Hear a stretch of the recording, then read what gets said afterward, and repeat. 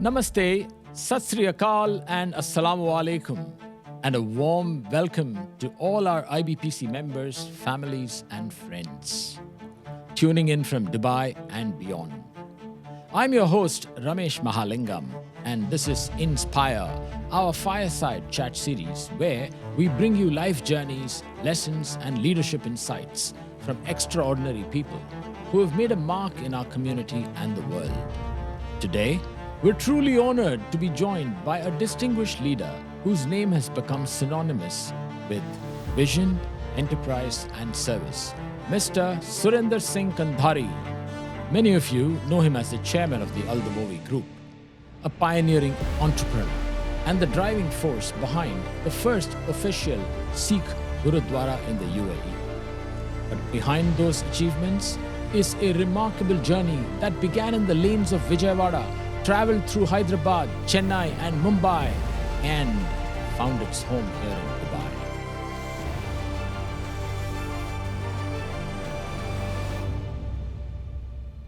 Surenderji, welcome to Inspire.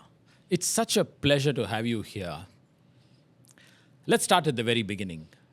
You were born in Vijayawada in 1948, just after India's independence, in an era of hope and rebuilding. What was it like growing in those days? Good morning, Ramesh. Thank you for inviting me for this program. Vijayawada, where I was born, was a very small town. And today it's the capital of Andhra Pradesh. It's the most vibrant city in India today. But Vijayawada has grown. And so I have grown too. But what I started was in Vijayawada. I studied in a school called St. Mary's High School. It was a girls' school. So they allowed only boys up to 5th standard. Then my father told me that let's go to Hyderabad. He got me admission in the Jagirdar's college, which was only meant for Jagirdar's children only. Fortunately, I got admission there. And then the name changed to Hyderabad Public School. In fact, the top CEOs in America today, all are from our school. Wow. Even Ajay Banga is from our school. That sounds cool. HPS Hyderabad is known as the best alumni.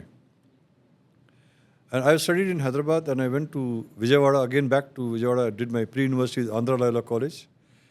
And there, Father Francis, who was the principal, he was transferred to Madras Loyola College.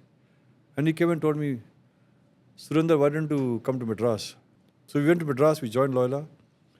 I was there from 64 to 67.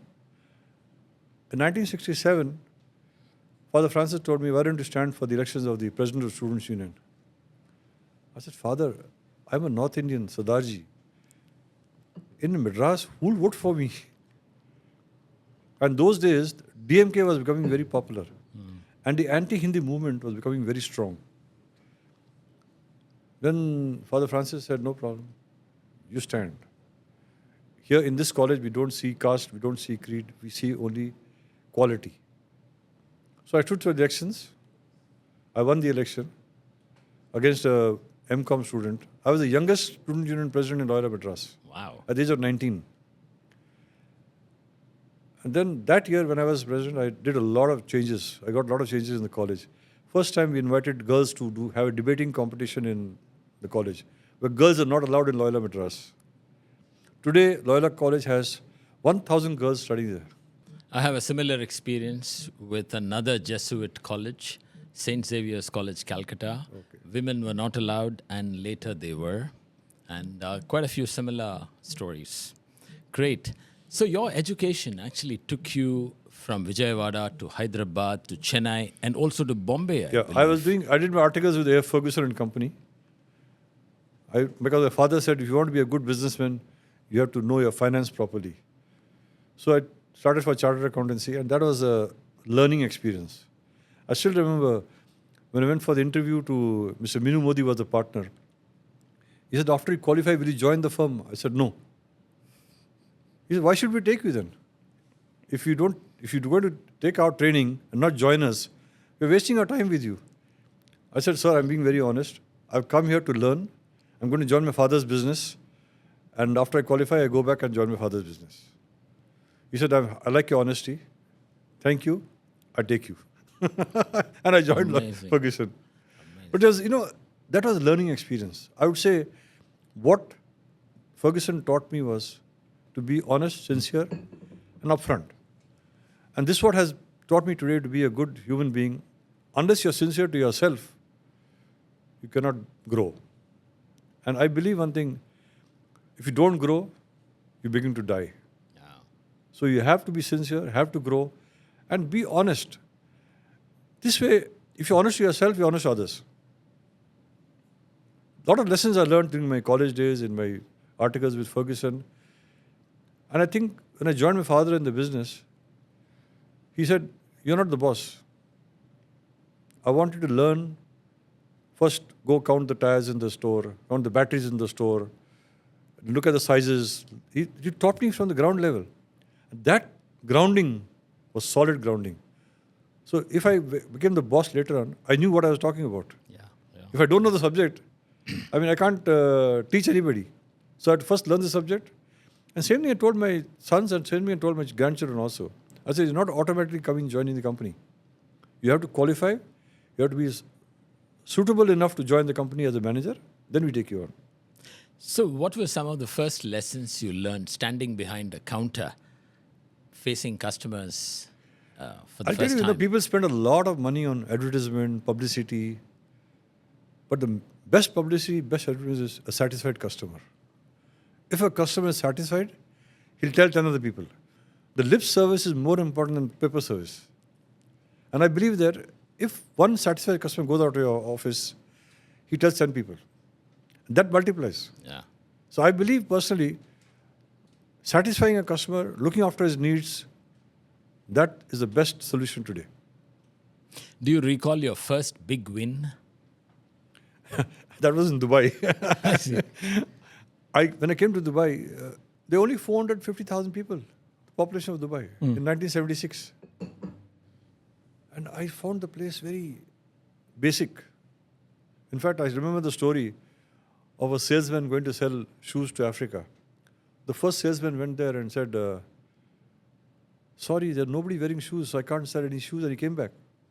So his boss was very upset. The second salesman said, "Fantastic, I want to go there." He went there and said, "Nobody's wearing shoes, great, I can sell more." See, that's a positive thinking. Yeah. Negative thinking and positive thinking. So when I came to Dubai, I didn't find the tire industry organized at all. It was all small puncher shops. Even the distributors were very basic. So I said, wow, this is a place I can show my metal. We organized the most beautiful showroom and we gave service to the customer. I was the first person in Dubai to introduce warranty for tires. Oh, really? None of the people here gave warranty. The tire burst, they said, throw it away. I said, no. It's manufacturer's defect. You have to get replacement. The best thing was when I went to a customer, he said, I want 100 tires, truck tires. Do you have stock? I took him to the store. We had 10,000 tires lying there. He got a shock. He said, what? How much stock are you keeping? I said, I want to sell. That's why I import the tires. He gave me an order for 200 tires straight away. Okay. And he went back and told all his friends. That's how our business started in Dubai.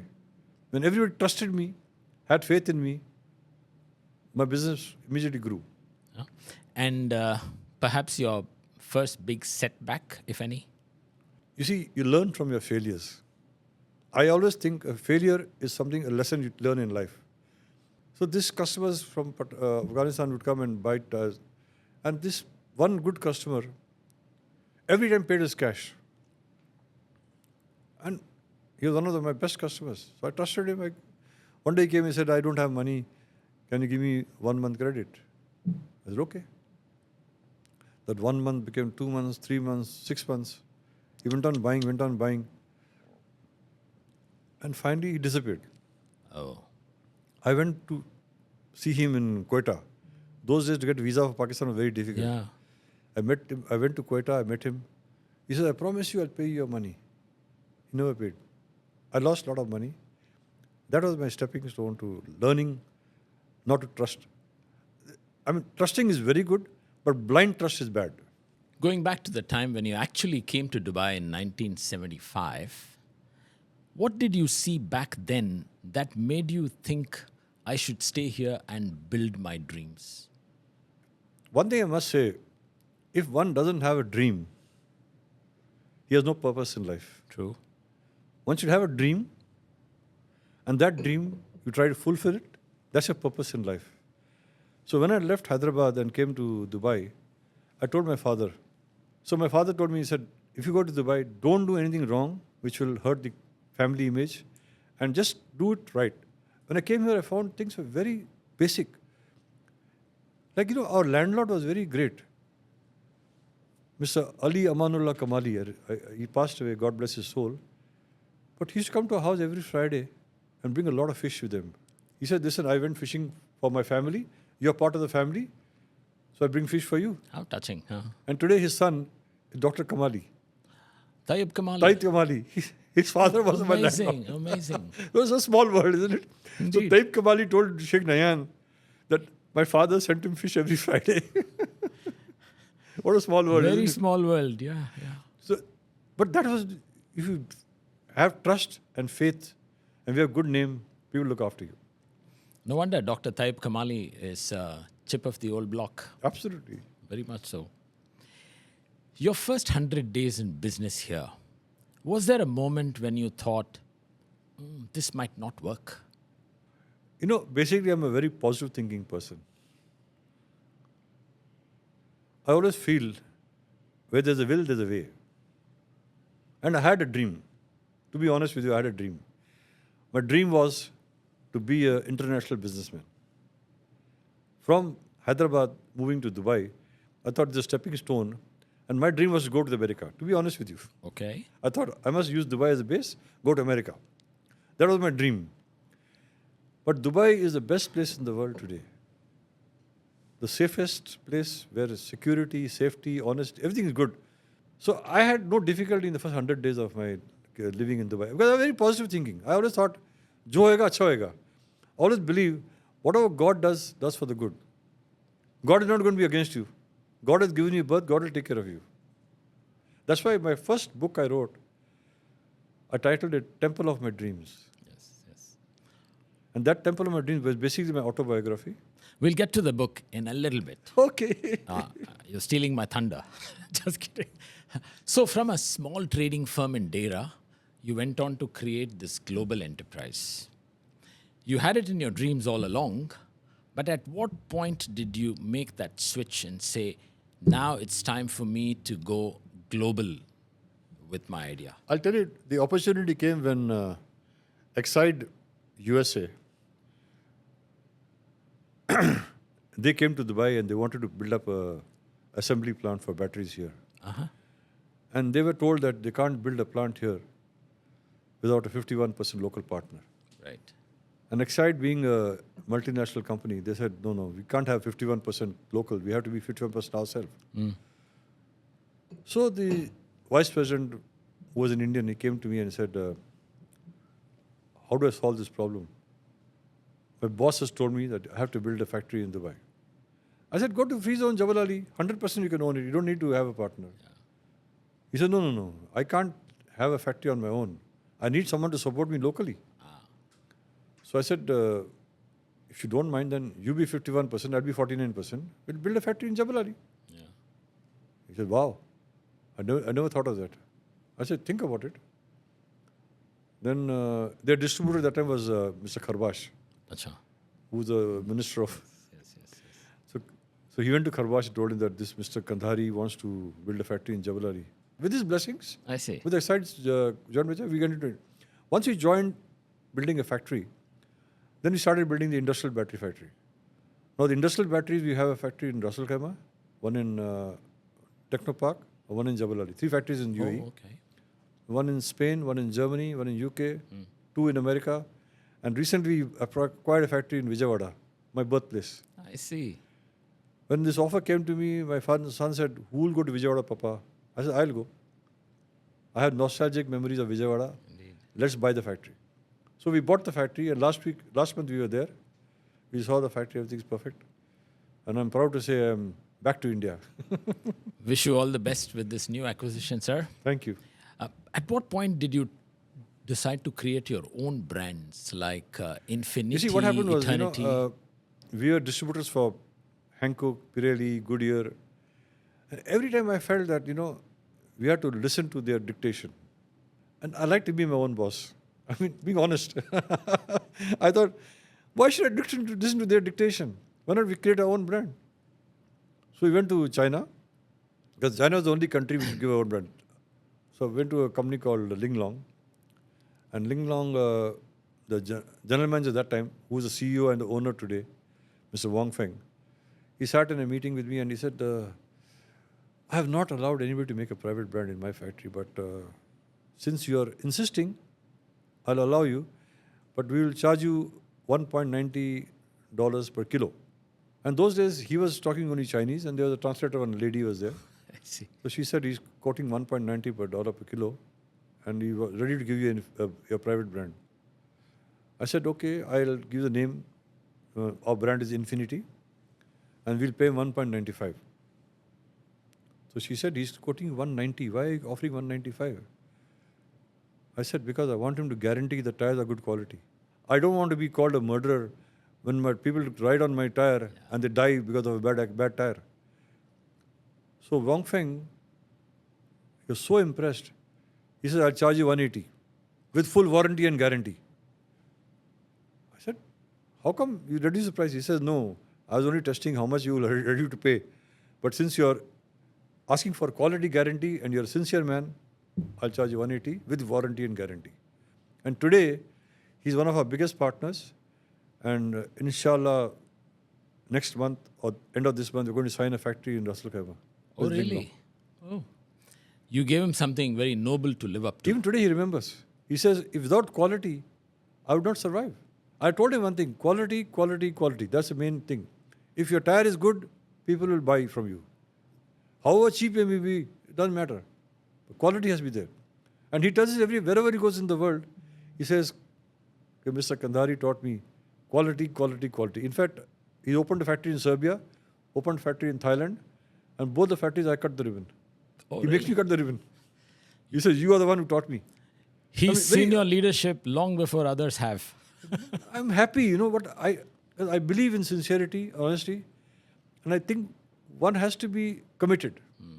I never look at the bottom line and cut my quality, cut my system. No. I hate looking at the bottom line. I look at quality first. Even if the bottom line being hurt, I don't care. But I cannot compromise on quality. Surender ji, we have heard how you built an extraordinary business empire. But there's another side to your story, one that speaks of faith, persistence, and a community uniting to achieve something historic in the UAE. In our next episode, we will talk about a dream that took years to be realized. The moment he met His Highness Sheikh Mohammed bin Rashid Al Maktoum, and the unforgettable day it finally came to life. Believe me, you will want to hear this. Thank you for joining us for part 1 of Inspire with Mr. Surender Singh Kandhari. We'll see you in part 2.